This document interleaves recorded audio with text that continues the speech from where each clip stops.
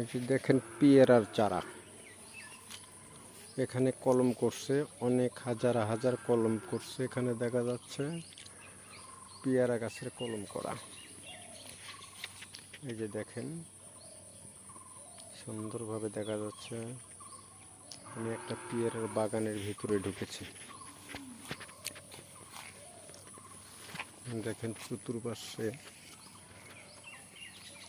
বিশাল বড় বাগান। এখানে অন্তত কয়েক লক্ষ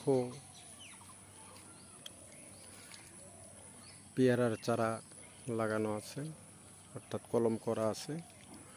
এই